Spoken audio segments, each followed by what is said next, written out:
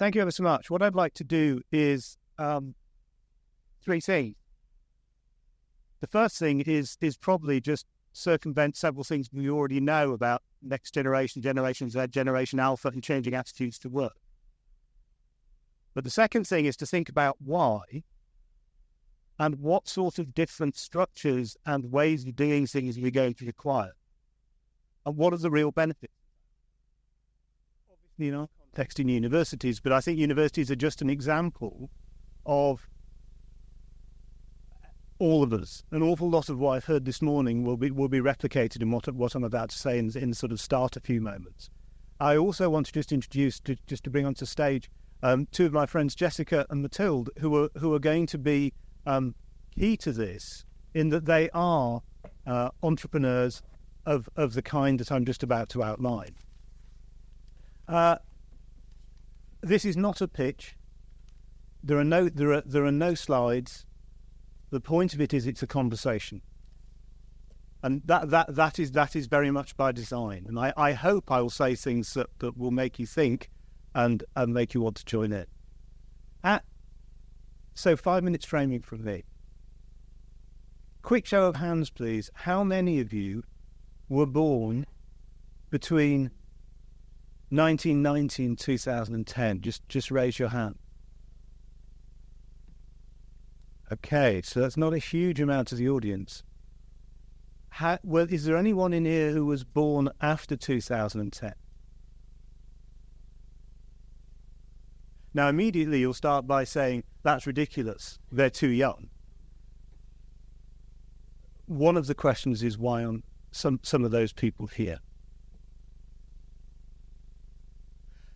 Few things about Generation Z, 2090 to 2010, and a few things about Generation Alpha, 2010 to 2025. You'll know all of this. The question I want you to think about as I rattle through the stats is why, because we don't talk about that. And I think it really matters. It really matters in terms of the future of businesses that are coming next. It really links in with the presentation we've just had. 47% of Gen Z, these are Deloitte figures, 47% of Gen Z prioritise having a positive impact in the world. 87% of them choose a company or a workspace based on equality, diversity and inclusion. 82% of them care more about sustainability and climate change than the job they do. 20% of them have never worked person to person. They've only ever worked online. 50% of them declare as ethnically or racially diverse. 1 in 4 of them are entering university with a registered mental health need. That is way higher than even 5-6 years ago. Also, 1 in 4 of them in university, this is true in our university, but it's true nationally, 1 in 4 of them want to start their own business. They want to be entrepreneurs. They want to be enterprising.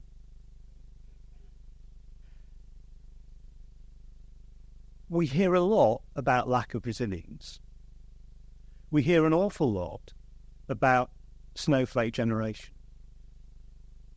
I gave a radio interview recently where people asked me about that. And I said, no, the difference is that they're younger. I'm nearly 60. They're saying I'm not. Their anxieties are real. When you think about why and what they grew up into, a housing crisis. My children can't afford to buy a house because of the profit I've made on houses since the 1980s. It's quite interesting, isn't it? A fragile economy, starting with the credit crunch, and actually the reasons behind that economy, which are becoming clearer and clearer. We're going to be talking in a few moments about our latest project, which is National Centre for Fashion and Sustainability. Why are we into that? Why were you so interested in fashion? HSBC and Santander identify that the fast fashion industry has 7 years left before the bus hits the tree, because of changes in European legislation about manufacturers being responsible for the actual life of their car. The fast fashion economy is right on the avant-garde of something that is going to affect absolutely everything. Our business models are not going to be the same. Our ways of working are not going to be the same. And this generation know it. In fact, they care far more about experiences than possessions. The thing that I was told, work hard, get a mortgage, have a standard family, retire at 60, be happy for the rest of your life. They don't believe that because none of those things are true. They're actually just not true. So they are fashioning a different narrative, a very different narrative. I think we started with a discussion about paradigm shift in materials this morning. We've spoken constantly about underlying human reasons for necessary changes and how, in fact, business is going to need to be very different. Universities have a huge part to play in that, in obvious ways, as you heard yesterday, but also in very subtle ways. I'd frame this very, very simply. Universities need to move from being providers of singular products, usually to people between the ages of 18 and 21, into providers of connective tissue. My last project was a thing called iStar. I got the idea for that by sitting on the tube and looking at a tube map. And I thought, why doesn't education work like that? Why can't you get on and get off at different stops? Why can't you then spend 4 years before you get on the next station? Why can't you take a different route between places depending on what you want to do? There's no reason for this other than that we're used to providing singular, long journeys. We need to be providing short units, speedboats rather than oil tankers. This is beginning to happen. Universities need to be connective tissue between things. That's our social purpose. We set up a thing called the Short Course Unit 3 years ago. With minimal marketing and advertising, it's had 1,000 adults. Most of these people are graduates. 86% of them are women. They left university without a clue as to what they wanted to do. And sometime later are now far, far clearer about what they want to do and are keen to set up their own businesses. So why doesn't somebody keep coming back to university for repeat experiences throughout their life? We've talked this morning about mentorship. Why don't we create connective tissue between universities, colleges, schools, employers, social enterprises, so that actually we're working in a far more interconnected way? And what I want to say about fashion, just before I pass over to my friend, is that it's really, really clear in terms of the fashion ecosystem that we currently have, that it doesn't work. Everybody knows that. It's also clear, including the banks, and actually including the fashion industry. I went to visit H&M in their headquarters and told them the 7 years thing after a tour. And I thought they were going to say something like, oh, don't believe that. Or, yes, and here's our plan. They actually said neither of those things. What they actually said was, yes, we know, we're making so much money we can't get off the bus till it's a tree. That's the plan.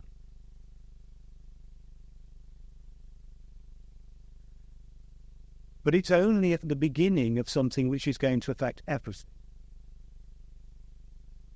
And so, how do we create experiences that are educative? Greg started this morning by referencing the education that everybody had undergone yesterday.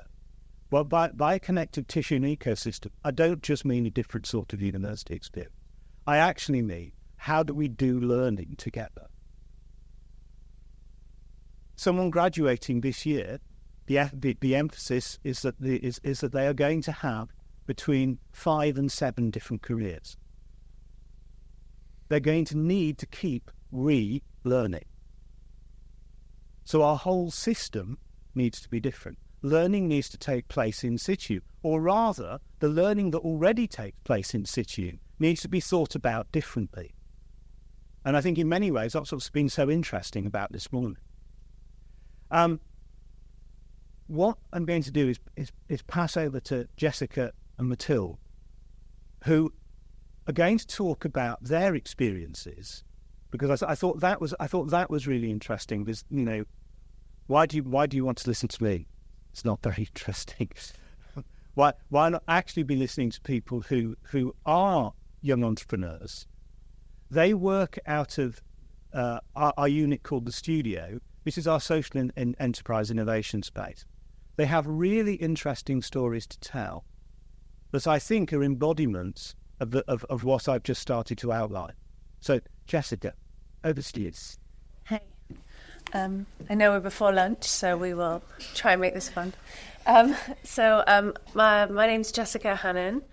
My background is fashion, and I've always worked in the digital space. So I was marketing editor at Net-a-Porter. I worked in a tech innovation lab for the H&M group in Berlin. I also had a startup in Berlin that connected fashion and tech called Code is the New Black. And we worked with people like Google on image recognition. So I've always really loved fashion, but from digital. And after working for other people for a long time, I decided to start my own company, but in perfume, because that's my true passion. And I saw a real gap in the market of how people shop for fashion online. Perfume's still very bricks and mortar. And I looked at companies like Glossier. I hope people know Glossier here. And I thought, how can we sell perfume online? And I came up with a digital quiz that uses machine learning. So I'm very early in my business, but I have stockists across Europe and an amazing online network and huge mailing list. So it's working. People are taking the quiz. Why I'm here with Andy is I moved from Berlin to Bath and suddenly realized, oh my God, I didn't have a creative network, which when you're a creative person, that's so huge.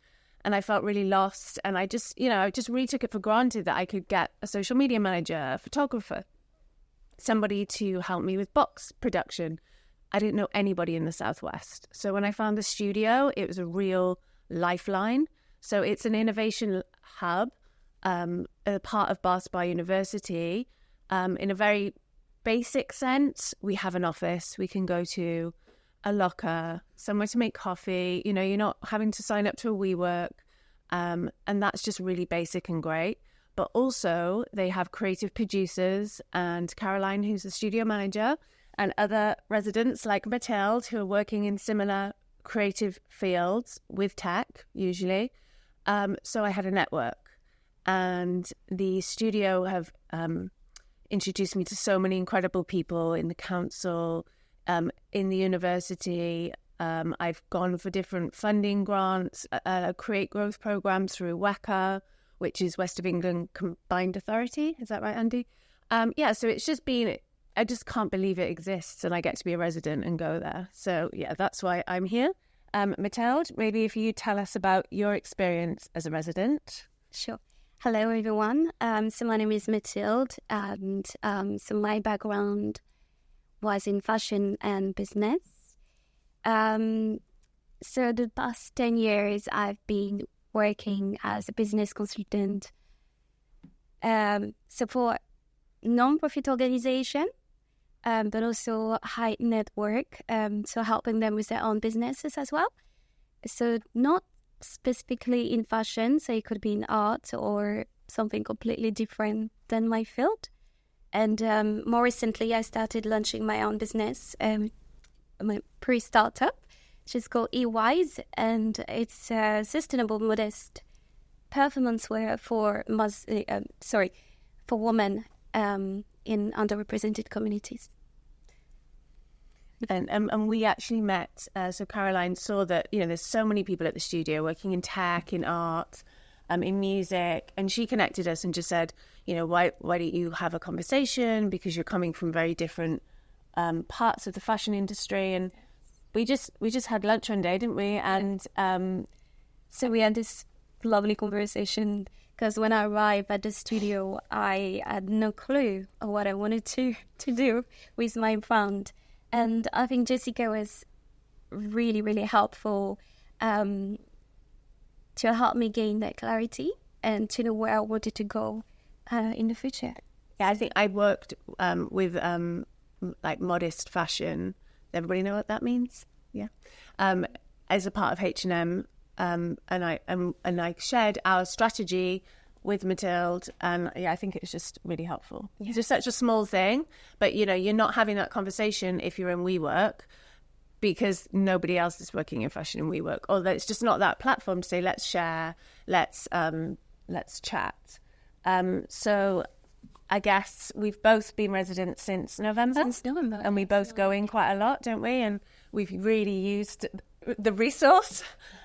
Because that's what's great about the studios. They give you so many opportunities and lists for a lot different of support. Yeah, lots of grants. Or if you just have conversations with the producer and say, I would love to see how AI could work with my machine learning quiz, they'll say, okay, we've got a professor at Bath Uni, let's connect you. They really are the connective tissue. They're the catalyst, but you have to make it happen. And I think we've both really used the studio. And I think they're also very, they are passionate, as at least what I felt. Like, really special people.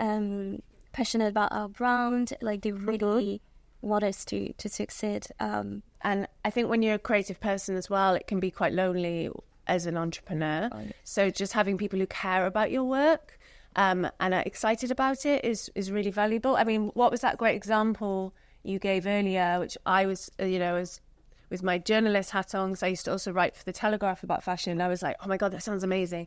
Like, you're saying about the fabric that you're formulating. Yes. So EYS is not just a modest footwear. So because I used to work in the Middle East, so I've obviously been aware of the deficiency they have over there with the vitamins.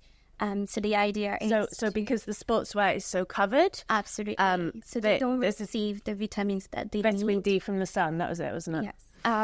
So that I would like to do microencapsulation, vitamin and microencapsulation. So as soon as the fabric gets in contact with the skin, so you release the vitamin.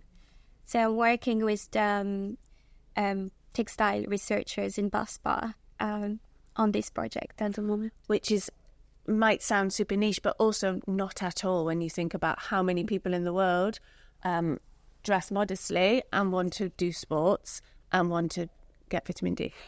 Yeah, so that's the incredible thing about fashion is actually it affects all of us. We can listen to talk radio all day and not experience any music, but we all have to get dressed.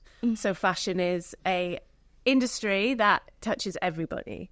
And also, what was the great thing, the connection that you had with the what they call it? So it's called the BMCS. So it's a Bristol Muslim Cultural Society.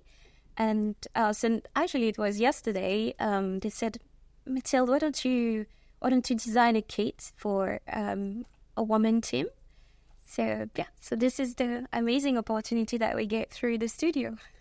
That's amazing. That's so tangible in 6 months. Such Absolutely. Big change, because Mathilde was ready to grab that.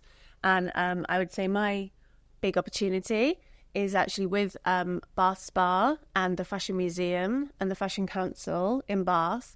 And I love retail. I had a pop-up shop, and we've actually got a project, Andy, haven't we?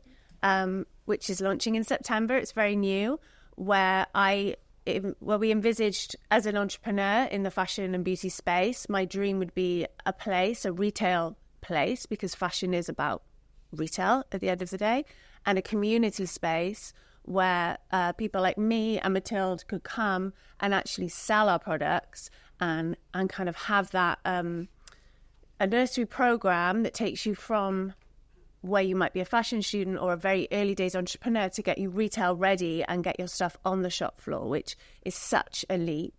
And so we are working on that right now and launching in the centre of Bath in September. So I do have a question. So how do you think it could be beneficial for pre-startup like you guys? I think that the days of paying lots of money to do a trade show in New York and then Liberty's coming and picking you up and then the trickle-down effect of everybody going, oh, they're in Selfridges, so now we'll buy them. That doesn't happen anymore. So the industry is completely turned upside down. So how does somebody who's got a small line of dresses or perfume, or how do they get to that next stage where they understand what what does wholesale mean? What are the margins? What does my packaging have to look like? How can I be sustainable? How can I connect to a community? And fashion is all about community. And I think learning from working in tech in Berlin, tech is very open source. Is that how you say it? Open platform. Whereas fashion is very much like, you can't sit with us. You're not on the list. So I think that's changing, and our space will be, from an outsider's point of view, just a really great store that showcases fashion talent from the Southwest, and you can just buy great things. But from the inside, for somebody like you, Mathilde, and myself with the perfume, you can go to talks, workshops, you have a community, you have a space to do a trunk show, you can learn how to be retail ready, all those tangible things that as a fashion entrepreneur feel really hard to get to. Almost like a nursery program from a fashion graduate to the industry. So can I just ask you a couple of questions in relation? If you go to random in terms of style, fashion, games, film and TV, which would be the largest? You ask? Yeah. Someone say fashion. How many do you think from the TV? Show hands. 1, 2, 3, 4, 5. How many of you seen games? 9, 10, 12. Okay, the answer is fashion. It's 60 in the UK and 60% bigger than TV. And it's nine times bigger than games. It's huge. Sorry, it's 11 times bigger than TV and 9 times bigger than games. 60% in the UK's entire creative industries, the fashion base. It's enormous. How big do you think the average fashion company is? This is really interesting in terms of when we talk about an enterprise entrepreneurship. What are we talking about? How many? Just good show of hands. How many people think that 70% of the UK fashion industry employs more than 10 people per company? 1, 2, 3, 4, 5, 6. The answer is that 92% of the industry employs less than 6 people. So think about that. 60% of the UK's greatest industries based the vast majority in small companies. That's why you can't see them. How much our entrepreneurship focuses around very large objects that you could see from them. How much of it actually is generated in months run? Greg asked a great question I thought this morning, and in a second talk about, what is too big or too small? And the answer was, no, small's okay, because you don't know what's coming.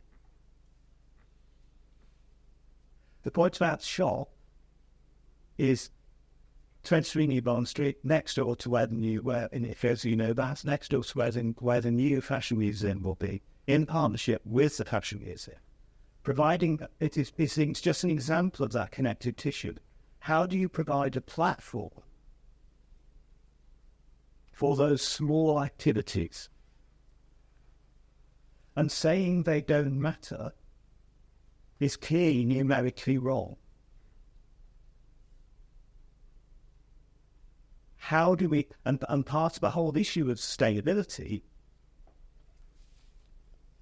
Jessica's point, the reason we're providing the show is because there are over 700 regenerative fashion businesses in the Southwest.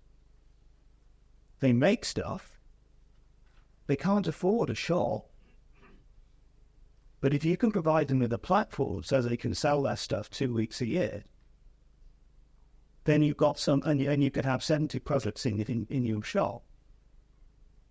You've got something that's sustainable. Their products are also sustainable. So you're actually, in effect, inverting the business model.